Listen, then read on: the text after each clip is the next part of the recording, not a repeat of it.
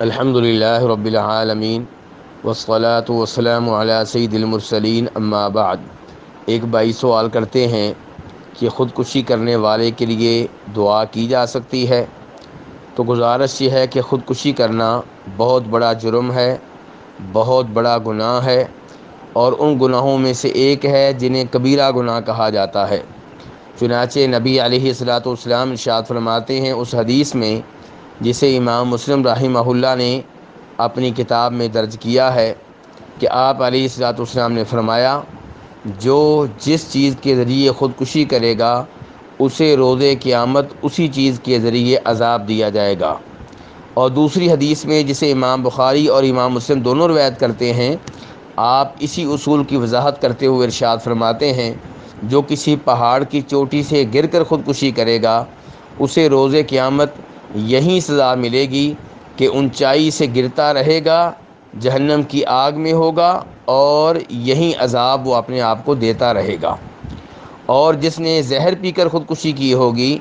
تو زہر اس کے ہاتھ میں دی جائے گی، اور وہی زہر پی کر وہ خودکشی کرتا رہے گا اور جہنم میں عذاب بھگتتا رہے گا۔ ایسے ہی اگر کوئی آدمی کسی لوہے کے ذریعے یعنی کہ خنجر، چھری وغیرہ کے ذریعے، تلوار کے ذریعے خودکشی کرے گا تو یہی لوہا اس کے ہاتھ میں دیا جائے گا، اس کے ہاتھ میں تھما دیا جائے گا، اور پھر اس کے ذریعے وہ جہنم کی آگ میں خودکشی کرتا رہے گا۔ ان احادیث سے معلوم ہوا خودکشی کرنا بہت بڑا جرم ہے، بہت بڑا گناہ ہے۔ اتنا بڑا جرم ہے کہ نبی علیہ الصلاۃ والسلام کے پاس جنازہ لایا گیا اور آپ کو بتایا گیا کہ اس نے خودکشی کی ہے، آپ نے اس کا جنازہ پڑھنے سے انکار کر دیا، آپ نے اس کا جنازہ نہیں پڑھا۔ اس حدیث کو امام مسلم رحمہ اللہ نے روایت کیا ہے۔ تو ان تمام باتوں کے معلوم ہو جانے کے بعد ایک مسلمان کو ان معاملات میں ذمہ داری کا مظاہرہ کرنا چاہیے، اور خودکشی سے انسان خود بھی دور رہے، دوسروں کو بھی خبردار کرتا رہے، اور ہر ایک کو یہ بتانا چاہیے خودکشی کرنے کا فائدہ کیا ہے۔ اگر آپ دنیا میں دکھی ہیں، مصائب سے دوچار ہیں، تو کیا آپ کو اس بات کی گارنٹی دے دی گئی ہے کہ قبر میں آپ کو سکون ملے گا، راحت ملے گی؟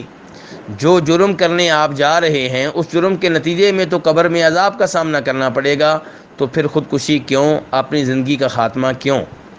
اس لیے انسان کو چاہیے ایک دنیا میں رہ کے مصائب پہ صبر کرے اور اللہ سے اجر و ثواب لے، اللہ سے دعائیں کرے، اللہ کا ذکر کرے، تاکہ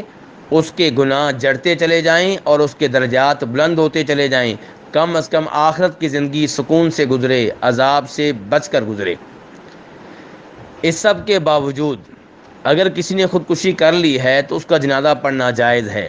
لیکن چونکہ نبی علیہ الصلوۃ والسلام نے خود ایسے صحابی کا جنازہ نہیں پڑھا تھا، دیگر لوگوں نے ادا کیا تھا، تو اس سے یہ مسئلہ معلوم ہوتا ہے کہ معاشرے کے وہ لوگ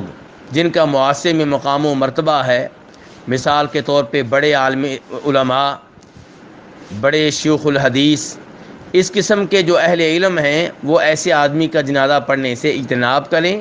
لیکن باقی لوگوں کو جنازہ ادا کرنا چاہیے، کیونکہ خودکشی کرنا اگرچہ بہت بڑا جرم ہے لیکن کفر نہیں ہے۔ ایسا آدمی بہرحال